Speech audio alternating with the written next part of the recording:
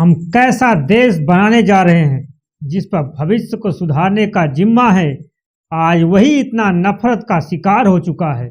हाँ, मैं उसी मुल्क की बात कर रहा हूँ जहाँ लोग कहते हैं यहाँ भेदभाव नहीं होता है, यहाँ पर कोई छुआछूत नहीं होता है। क्या लोग सच में सही कहते हैं या सब बनी बनाई बातें हैं? मैं आज आपको बताने जा रहा हूँ जो आपको परेशान कर सकता है, विचलित कर सकता है और भयभीत भी कर सकता है। हाँ, मैं दावे के साथ कह सकता हूँ आपकी सांसें थम सी जाएंगी। कोई व्यक्ति इतना दोयम दर्जे का कैसे हो सकता है, कैसे सोच रख सकता है? वह भी वह व्यक्ति है जो समाज में उन नौनिहालों के भविष्य सजाने और संवारने का जिम्मा है, जो नौनिहालों को एक रूप देने वाला है, जो हमें विज्ञान से लेकर इतिहास तक की घटनाओं को बताता है कि यहाँ ऐसी ऐसी घटनाएं हुई हैं। वह हमको संवारता है, सजाता है ताकि आने वाला भविष्य उज्जवल हो सके। वह कोई आम व्यक्ति नहीं है मैं जिसकी बात करने जा रहा हूँ।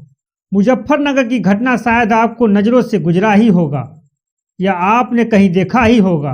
अगर नहीं देखा है तो मैं आपको बताने जा रहा हूँ इस वीडियो के माध्यम से। पूरा देखिएगा वीडियो, हो सके तो चैनल को सब्सक्राइब भी कर लीजिएगा। चलिए हम अपने मेन मुद्दे पर चलते हैं। उस बच्चे की बस गलती इतनी थी क्योंकि उसने 5 का पहाड़ा नहीं याद किया था। क्या 5 का पहाड़ा नहीं आने से यह मैडम जिनका नाम तृप्ता त्यागी है, यह बच्चे के साथ ऐसा व्यवहार करेंगी, कोई सोच भी नहीं सकता है। एक बच्चे को उसके साथियों के द्वारा करीब 1 घंटे तक बच्चों द्वारा उसे मरवाया जाता है, पिटवाया जाता है।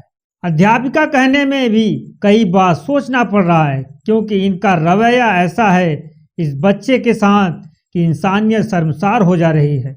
बच्चे का मैं फोटो नहीं दिखा सकता हूँ क्योंकि कुछ गाइडलाइन है, इसका पालन करना पड़ेगा। उस बच्चे के मन मस्तिष्क में क्या बीत रही होगी, कोई सोच सकता है? क्या आप अवलोकन कर सकते हैं? जिनका नाम तृप्ता त्यागी है वह बच्चे के साथ ऐसी सोच रखती है, वह बच्चा कैसे भूल सकता है? अपने ऊपर हुए अत्याचार को लेकर उसे उसके साथियों ने ही मारा है और अध्यापिका तृप्ता त्यागी वहां पर मौजूद थी। जिनके कंधों पर इस मुल्क की एक नींव खड़ी करनी है, उन बच्चों का भविष्य सुधारने का जिम्मा था, आज अपनी सोच का वह परिचय दे रही है। आखिरकार इस तृप्ता त्यागी का अध्यापक कौन है? धर्म जाति के प्रति समाज में इतना जहर घोल दिया गया है कि किसी की टोपी और किसी का नाम देखकर लोगों को इतनी नफरत हो गई है कि लोग एक दूसरे को देखना पसंद नहीं करते हैं। इस मुल्क में ऐसे भी लोग मौजूद हैं जो भाईचारे का विचार रखते हैं, भाईचारे को जिंदा रखना चाहते हैं। यही तो अपना भारत है। कई जातियां हैं, कई भाषाएं हैं, सभी से तो मिलकर एक प्यारा सा हिंदुस्तान बना है जहां सभी लोगों के लिए कानून बना है, संविधान बना है, उसमें उसकी धाराएं बनी हैं। क्या ऐसे ही हमारा मुल्क तरक्की करेगा? जब आने वाली पीढ़ियों को अच्छी शिक्षा नहीं दी जाएगी, उसे हिंदू मुसलमान जाति वेशभूषा पर सवालिया निशान उठाए जाएंगे, तो कैसे कोई मुल्क तरक्की कर सकता है? आने वाला जो समस्या होगा जाति ही होगी, ऐसा लगता है। जिनके कंधों पर भारत को ऊंचाइयों तक छूना था, आज उन बच्चों को जाति का पाठ पढ़ाया जा रहा है, जाति से बोध कराया जा रहा है। यह शिक्षिका जो भी शिक्षा दे रही हैं इस मुल्क के लिए घातक है। इस तृप्ता त्यागी को कैसे कोई माफ कर सकता है? क्या लोग ऐसे ही बनाना चाहते हैं जो किसी को धर्म जाति के आधार पर प्रताड़ित करे, शोषण किया जाए, उनका बहिष्कार किया जाए? क्या ऐसे हमारा मुल्क तरक्की करेगा? यह अध्यापिका अगर भारत की प्रस्तावना पढ़ी होती तो मैं दावे के साथ कह सकता हूँ इस अध्यापिका के विचारों में जरूर परिवर्तन हुआ होता और इन्हें पता होता कि इस मुल्क में शिक्षा का क्या महत्व होता है, उच्च शिक्षा में शिक्षक का कितना बड़ा योगदान होता है। जब संविधान की प्रस्तावना ही कहती है हम भारत के लोग, तो आप कैसे किसी जाति के आधार पर किसी बालक को शोषण कर सकती हैं? अब कानून बन चुका है, आपको कानून के आधार पर चलना पड़ेगा। इस मुल्क में जो खेल खेला जा रहा है, इस खेल का खिलाड़ी तो सिर्फ चंद लाभ के लिए ऐसा कर रहा है, लेकिन इस खेल में समाज को बांटने का काम जो हो रहा है, इस खेल का शिकार हर वह व्यक्ति होगा, वह लोग होंगे जो इस अध्यापिका का बचाव कर रहे हैं।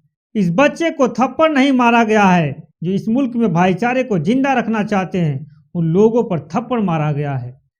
उस कानून पर थप्पड़ मारा गया है और उस कानून को खिलौना समझा गया है। लेकिन इन्हें पता नहीं है कि यही कानून इन्हें एक दिन सलाखों के पीछे खड़ा कर देगा। हमारे पीछे जो बैकग्राउंड में फोटो दिख रहा है, यह अध्यापिका तृप्ता त्यागी हैं। बच्चों को क्या पता था हमारे साथी का धर्म क्या है, जाति क्या है। जो आज हमारे साथ बैठा है कल हमें ही मारेगा। मरवाने वाली हमारी अध्यापिका होंगी। क्या कोई अध्यापक धर्म के आधार पर शिक्षा देगा?